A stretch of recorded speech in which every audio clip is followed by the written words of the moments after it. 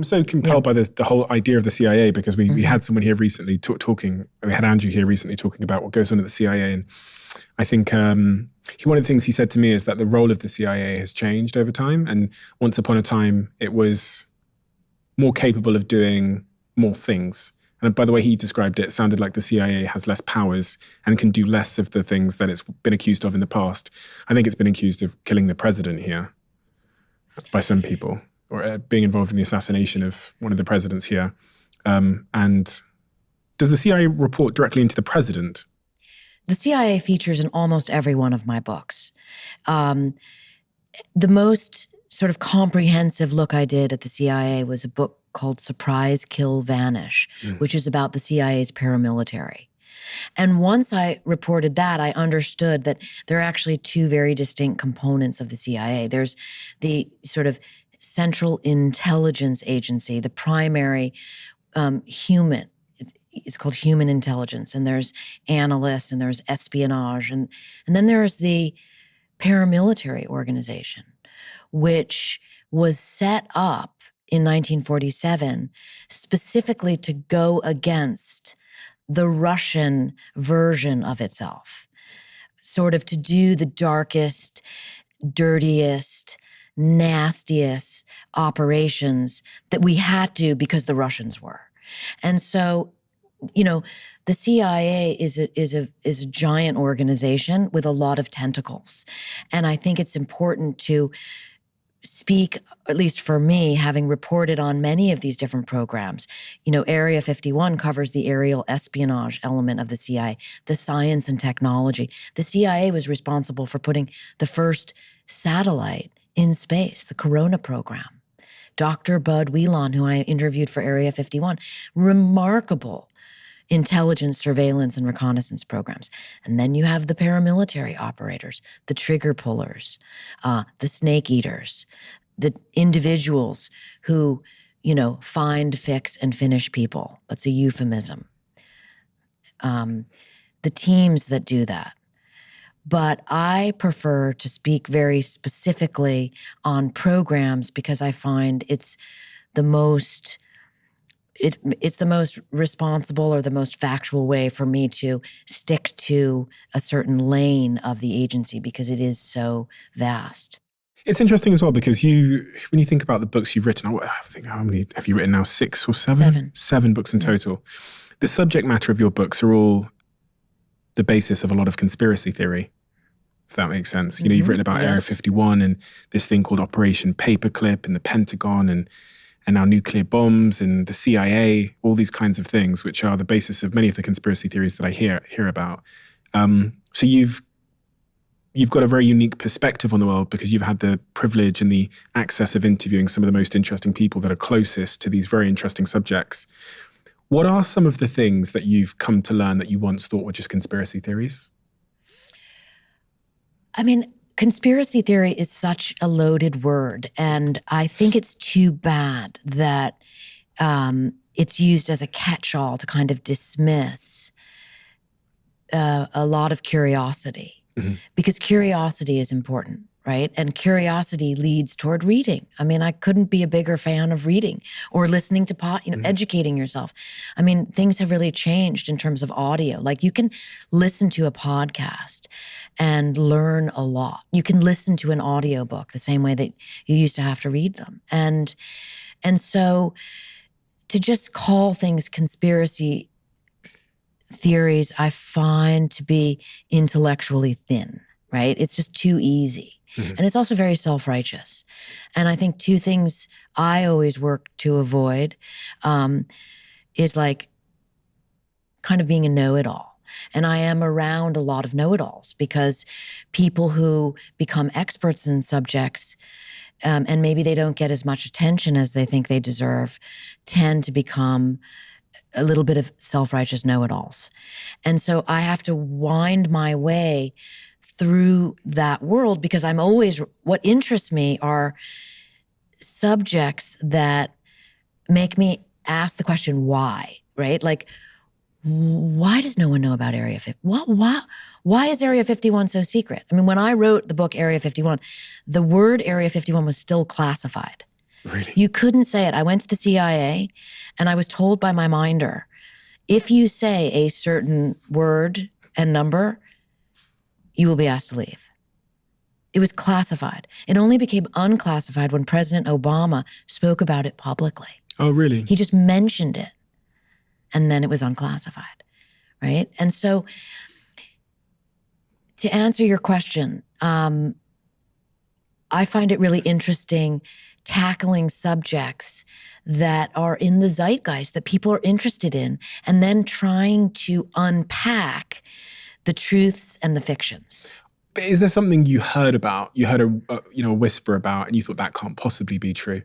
And then after doing a little bit of investigative researching and journalism, you discovered that it actually was true and you were blown away. And I say that in part because I lived much of my life thinking that a lot of these subjects, Area 51, the CIA, this idea that there's all these spies and they're doing all of this stuff. And I thought a lot of it was just internet rumors and, certain people who have, they have like the silver foil on their heads and they're just like, whatever. And then I had the privilege of speaking to some people on this podcast and just out there in the world who confirmed that a lot of the things I once thought were tinfoil hat stuff is actually true.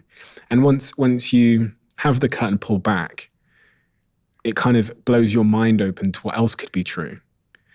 And I'm a person that kind of like needs evidence and logic, and I'm not going to believe something because I saw it on like an Instagram post or a story or a Telegram community.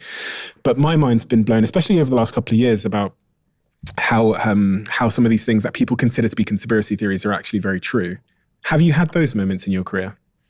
Oh, absolutely. But I mean, you can really drill down on this stuff and figure out the thematic element of what's going on and then the specifics. And I'll give you an example. Like in Area 51, I learned about something called strategic deception, which is a CIA concept, okay? And this plays into conspiracy theories. And when you come across something, maybe having this information I'm about to tell you will help you go, okay, let me look at it in terms of these two lanes. So it goes like this. The CIA was building spy planes out at Area 51. The U-2 spy plane, which was going to spy on the Soviet Union in the 50s from above and figure out whether they were preparing for nuclear war. And the plane was built at Area 51 because no one could know about it. It flew at 70,000 feet. It was out of range of any surface-to-air missiles. I interviewed the first man who flew over the Soviet Union in a U-2, Hervey Stockman. And he took pictures with these massive CIA cameras that, came back to the agency. It was wet film and allowed the CIA to understand what was actually going on the ground in Soviet Russia. It was photographing military bases. So the spy plane was being built and it was so secret, like only the president knew about it. At the same time, nuclear weapons were being exploded next door, right? So Area 51 and then over at Area 23 was where the bombs were going off. And I was interviewing all the engineers who were building the spy plane. And Bob Murphy was one of the lead engineers, and he told me this story about strategic deception. So he and others would go to the ranch, that's what they called Area 51, then they'd fly back to Burbank, California, where they all lived for the weekends to be with their families. And they would take this shuttle back and forth. And one day, they went to a big party the night before, and Bob Murphy got drunk. He was not a guy who gets drunk, but he got drunk. He missed the shuttle. And he was like, oh my God, I'm going to lose my job. I'm in trouble. And he opens the doors, how he described it to me, to go out and deal with this. And there's an FBI agent about to knock on the door. And the guy turns white as a ghost because Bob Murphy was supposed to be on that flight. So he was on the flight manifest and it crashed into Mount Charleston on the way there and everyone was dead. Okay. So that is this dramatic thing to begin with, but here's how it ties up with strategic deception. The CIA learns that its aircraft full of U-2 engineers, designers, all these incredibly important people on this top secret project are dead. They just crashed into Mount Charleston. What are they going to do? How are they going to keep this secret? All the news stations are racing up to the top of the mountain to try to get to the crash site. oh my God, the project's going to be blown open. What are we going to do? So they quickly rope off the areas. They do the damage control to the best that they can. But they're spinning, and I have all the declassified documents from that part of it, learning how worried they are. There's almost no doubt the project's going to be revealed. The U-2 program is going to be no more because once the Soviets know about it, it's off. And instead, the press comes up with a story. The press reports that it's all these atomic scientists working on this secret new weapon. They just completely make this up in essence, right? It's this new weapons project. And that's what they're all doing. Who knows who put what bug in someone's ear? And so that's the story that comes out. And the CIA is like, perfect. And the story explains that there are two kinds of strategic deception. There's cover, when you say, like Bob Murphy said to his wife, I'm just an engineer working out there on some television systems. That's cover. That was his cover. He didn't say I'm working on the U-2 spy plane. And then there's disinformation. When the press reports that the crash was full of a bunch of atomic engineers working on a secret weapons program. And those are both kinds of strategic deception. And so you begin to realize that there is a purpose behind a lot of information coming out into the public. And the CIA often uses that to its advantage. And so whenever a situation happens, you have to say to yourself, is this really what happened? Or is it covering up something else? And then, of course, you have to put your rational person hat on. And you can't just imagine what the true story might be. You have to actually find it and report it. Does the CIA, or I think in the UK it's called MI5 or MI6, MI6 I think is the equivalent. Does MI6, all of these sort of special secret service agencies around the world, do they work with the media? That's a totally separate podcast. We could talk forever because there's history of the CIA. And I'm not an expert on foreign intelligence agencies as much as I am on the United States. But by all means, there's a long history of the CIA working with journalists, reporters, authors to put information there. I mean, there's almost nothing that the CIA hasn't done to my eye. The question is, reporting it in the context of how that's happening. I write about in The Pentagon's Brain, if you want a little homework, and you go into the back and in the index and look up brainwashing. And there's a long story where I explain exactly how this happened in the 50s with what ultimately an element that became known as the MK Ultra program. Okay, so like MK Ultra was a real program and it had a lot of sinister components to it. Is it everything that, certain groups of people that sometimes get called conspiracy theorists say that it was? No, but there are threads of truth in it. And if you reverse engineer the brainwashing concept from the back, you will see what I'm talking about. And I think it's a very interesting story because it actually involves the head of the CIA, a guy called Alan Dulles, and his son who got brain damaged in Korea, whom I tracked down and interviewed for that book. Spoiler alert.